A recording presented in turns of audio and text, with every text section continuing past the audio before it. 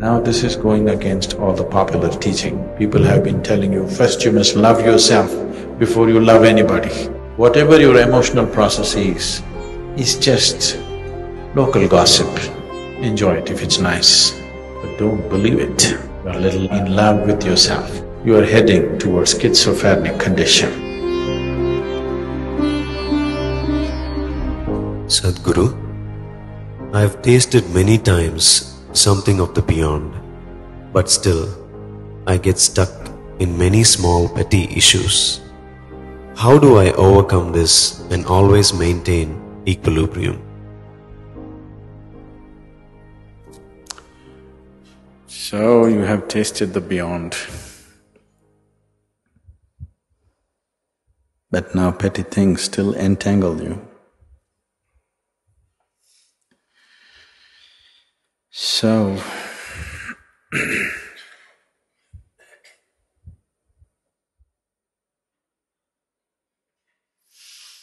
if you have tasted it for a moment, just for one moment, there is something beyond what you think and feel. If that has become a real thing for you, even for a moment, then you must invest your life towards that. Yes, I'm trying to, but petty things carry me away. So, you're a little falling in love with yourself. That is why, even though the taste of the beyond is somewhere on your tongue, you still can get entangled, because you're little becoming inflated personality. You're a little in love with yourself. Is that wrong? Nothing wrong. It's just called madness. Because love is an effort, love is a longing to include something as a part of yourself. Love is a process. Love is a possibility where you could become larger than who you are. You could become more than what you are by inclusion. Now, if you wallow in your own self-love, now this is going against all the popular teaching. People have been telling you, first you must love yourself before you love anybody. If you cannot love yourself, how can you love anybody?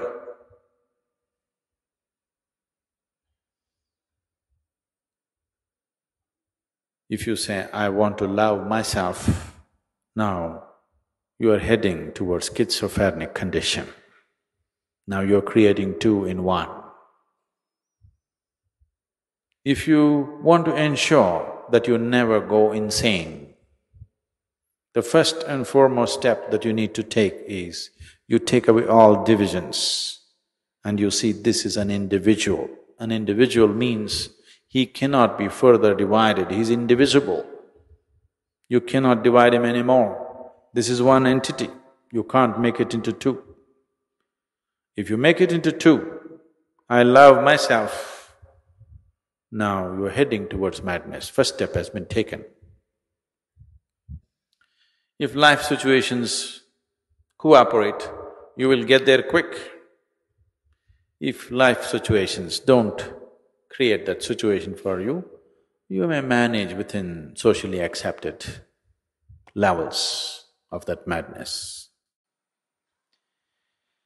So, the reason why, even if divine touches your tongue, even if the taste of the divine is there on your tongue, you can still get entangled, is simply self-love.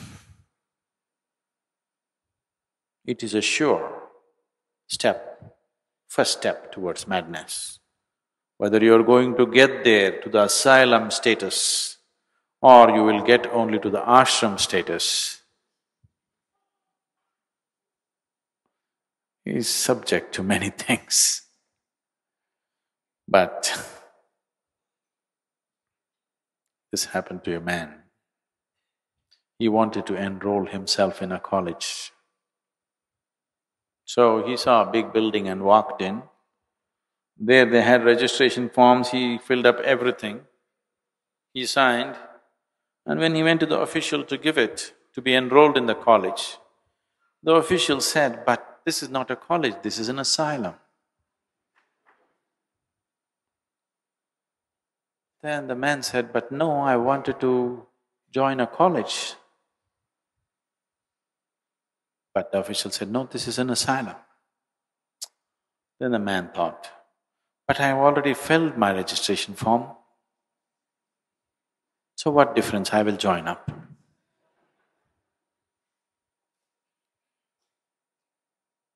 Not much difference. I will join the asylum. What's the big difference? The official agreed, "Yes, not much difference, but there is one difference." What is it? Here, unless you show improvement, we won't let you get out.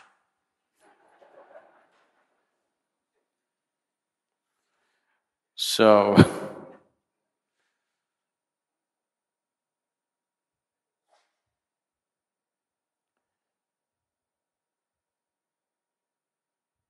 ashram is just a Sanskrit word.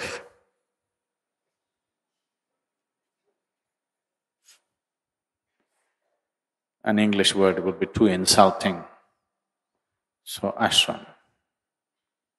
Because with the taste of the divine on your tongue, you're trying, or you have the necessary foolishness in you to fall in love with something so limited which you call as myself. That is a sure sign of madness. That is definitely a sure sign of madness. If you had never tasted it, then this is all you know, that's okay, because you don't know anything better. And the taste of the divine is still lingering, and you're getting entangled with something so limited as your personality, that is definitely a sign of madness, there is no question about it. If you are in such a state of madness, you're doomed. Even an astrologer will charge you half price, because when your destiny is so doomed, there's nothing much to predict, it's easy, really, it's very easy. But all this talk, don't get depressed.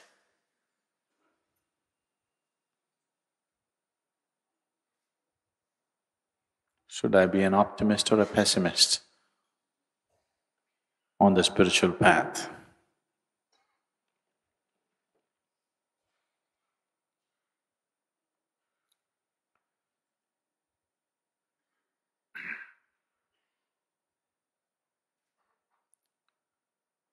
An optimist, a pessimist,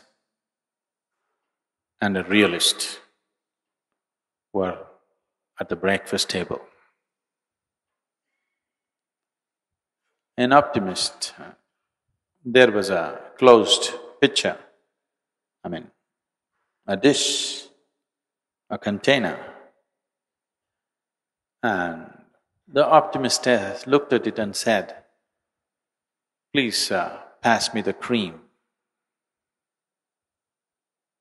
A pessimist looked at him and said, "Please pass me the milk." A realist said, "Please pass me the pitcher."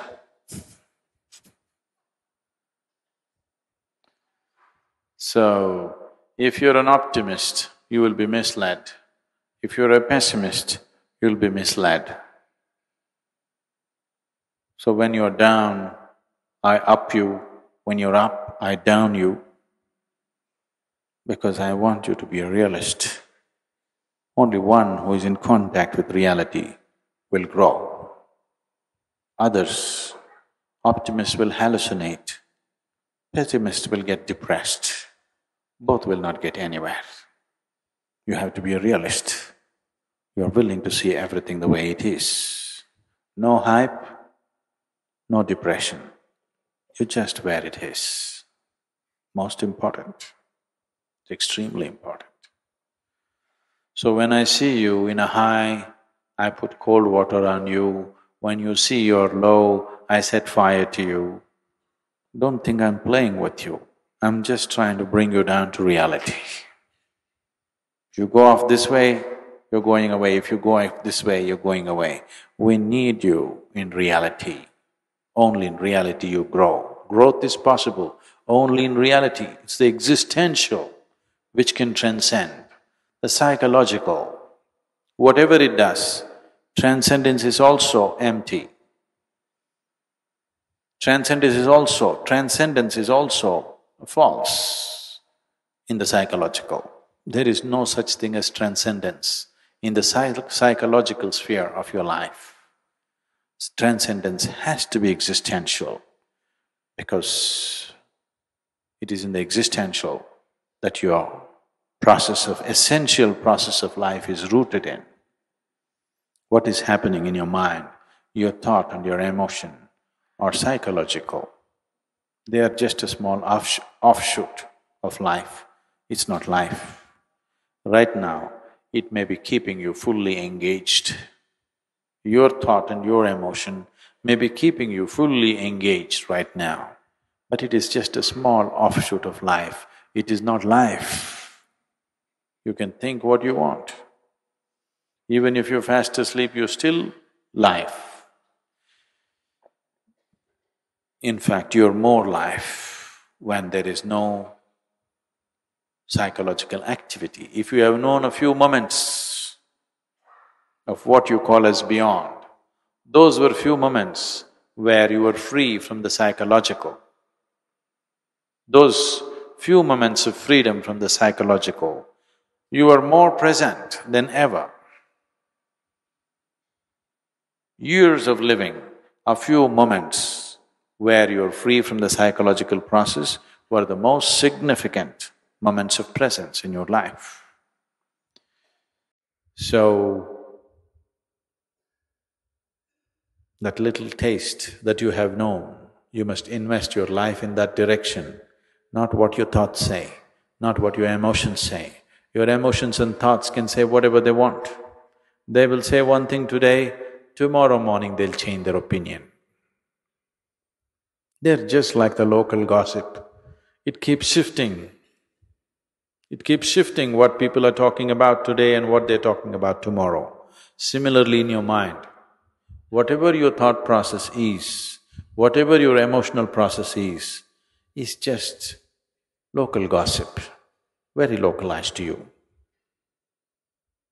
Enjoy it if it's nice, but don't believe it.